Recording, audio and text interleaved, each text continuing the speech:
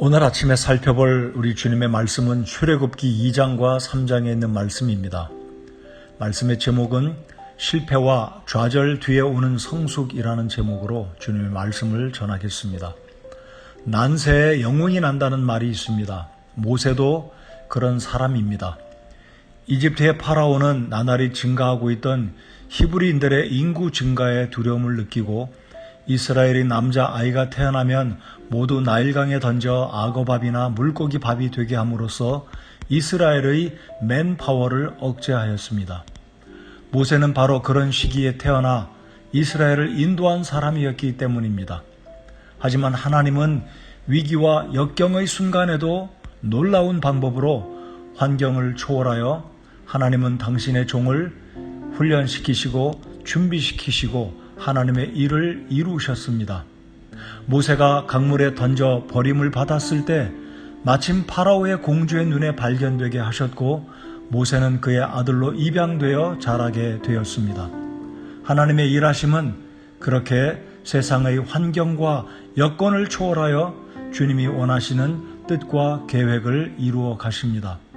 모세는 파라오 공주의 아들로 40년의 세월을 이집트의 궁에서 최고의 정치와 경제와 문화 그리고 종교를 섭렵하며 하나님의 종으로 준비되고 있었습니다. 의사 누가는 사도행전 7장 22절 23절에서 당시의 모세의 상황을 이렇게 기록하고 있습니다. 모세가 이집트 사람들의 모든 지혜를 배워 말과 행동에 능력이 있었느니라. 그가 정확히 40세 되었을 때에 자기 형제 이스라엘 자손을 돌아볼 생각이 그의 마음에 들더라 라고 말합니다.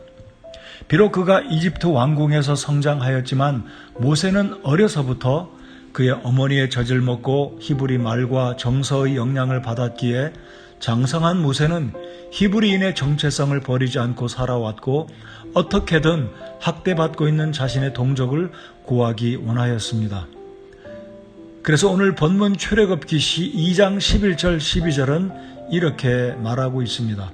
그 당시에 모세가 장성하여 자기 형제들에게 나가서 그들의 짐을 보다가 어떤 이집트 사람이 어떤 히브리 사람 곧 자기 형제들 중에 하나를 치는 것을 보매 그가 이쪽 저쪽을 살펴보다가 사람이 없음을 보고는 그 이집트 사람을 죽이고 그를 모래 속에 감추니라. 모세는 이집트의 병사가 자신의 형제 중 하나를 치는 것을 보고 손을 들어 이집트 사람을 죽이게 되었습니다. 그것은 모세 자신 개인의 정의로운 분노라고 할 수 있지만 하나님의 구원의 방법은 아니었습니다. 하지만 하나님은 모세 자신의 육신적인 혈기와 자신의 힘으로 주의 일을 감당할 수 없다는 것을 깨닫게 해 주셨습니다. 그래서 출애굽기 2장 13절 14절에서는 모세의 행동의 결과가 무엇이었는지 이렇게 말하고 있습니다.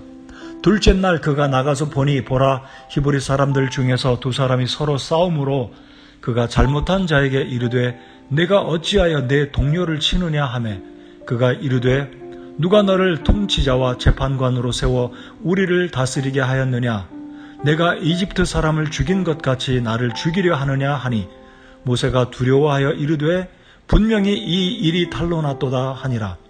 이제 파라오가 이 일을 듣고 모세를 죽이려고 찾았으나 모세는 파라오의 얼굴을 피해 도망하여 미디안 땅에 거하며 우물 옆에 앉았더라.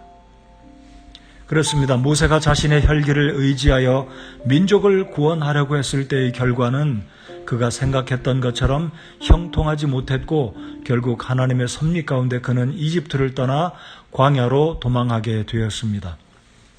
하나님은 모세를 광야로 보내셔서 40년간의 광야에서 하나님에 의해서 하나님의 뜻과 섭리를 위해 그리고 하나님에 의해 훈련의 방법을 통과하게 하셨습니다.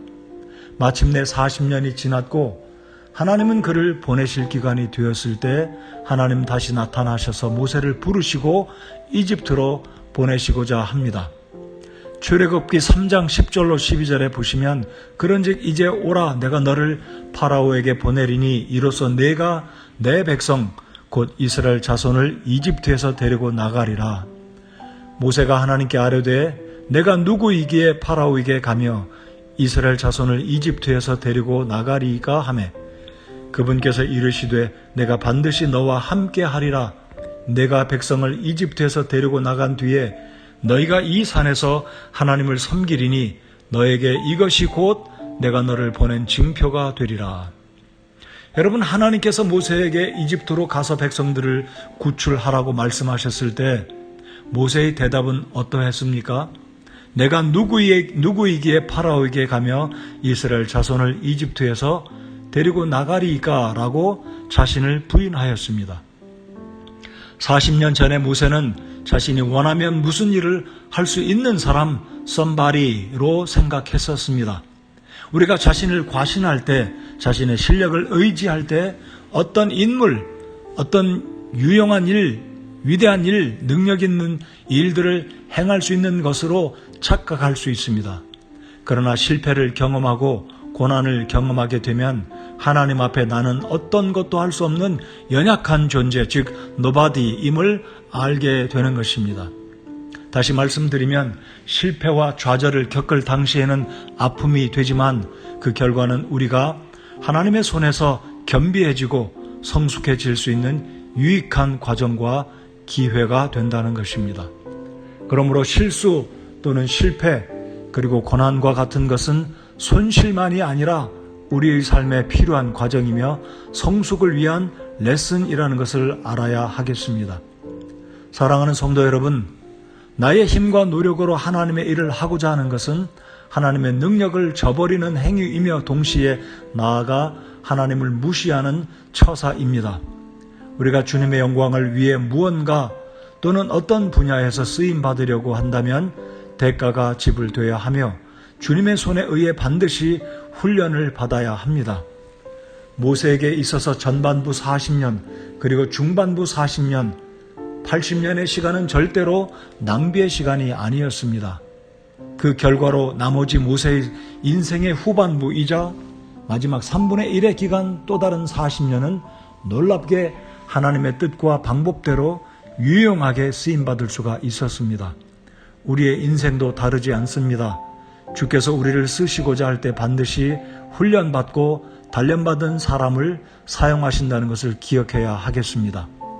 성경의 대다수의 인물들은 대가를 지불하고 하나님의 손에 준비되고 훈련된 사람들이었습니다. 이 원리는 오늘을 살아가는 저와 여러분의 삶에도 동일하게 적용됩니다. 오늘 내가 겪는 고난이나 어떤 실수나 실패들은 하나님의 손에 연단받고 훈련받는 기간과 과정이라고 믿을 때 낙심하지 않게 될 것입니다. 성도 여러분들 기억하시기 바랍니다. 실수와 좌절들은 우리를 성숙하게 만듭니다. 지금 어떤 일들로 인해서 좌절하고 낙심하고 계십니까? 그것은 머지않아 하나님께서 여러분을 성숙한 사람으로 쓰시기 위한 복된 시간과 기회가 기다리고 있음을 믿고 인내하며 주님을 바라보시기 바랍니다.